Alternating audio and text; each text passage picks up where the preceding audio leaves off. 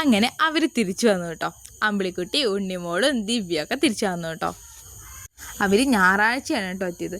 ഇന്ന് തിങ്കളാഴ്ച. പാറുട്ടിക്ക് സ്കൂളില്ല കേട്ടോ. എൻ്റെ കൂടെ ക്ലാസ്സിലേക്ക് കൊണ്ടുപോകാമെന്ന് വിചാരിച്ചു. ആളും ഓക്കെ ആയിരുന്നു. അപ്പോൾ അവളും എൻ്റെ കൂടെ വന്നു കേട്ടോ. പാറുട്ടി ഉള്ളതുകൊണ്ട് തന്നെ കുറച്ച് നേരത്തെ ഞാൻ ഇറങ്ങി. ക്ലാസ്സിൽ ആരും വന്നിട്ടുണ്ടായിരുന്നില്ല. അങ്ങനെ ഓരോരുത്തരായി വരാൻ തുടങ്ങി കേട്ടോ. അത് ഞങ്ങളുടെ മെയിൻ പരിപാടി പറഞ്ഞാൽ സാരി ഉടുത്ത് പഠിക്കലായിരുന്നു കേട്ടോ. എനിക്കും പിന്നെ എന്നെപ്പോലെ ചില പേർക്കും സാരി ഉടുക്കാൻ അറിയില്ല. ഉടുത്ത് പഠിക്കാൻ പ്രതിമയായിട്ട് ഗ്രീഷ്മ ചേച്ചി ഉണ്ടായിരുന്നു. പിന്നെ അവരവർ സ്വന്തമായിട്ട് ഉടുക്കാൻ തുടങ്ങി. അശ്വതി ചേച്ചി സൂപ്പറായിട്ട് തന്നെ ഉടുത്തു കേട്ടോ.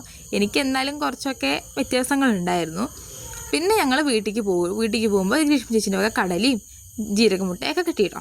ഇതിലെ മെയിൻ കാര്യം പറഞ്ഞാൽ പാറുട്ടി മാത്രമല്ല കേട്ടോ പാറുട്ടിയായിട്ടുള്ളത്, ഒരാൾ കൂടി ഉണ്ട് കേട്ടോ.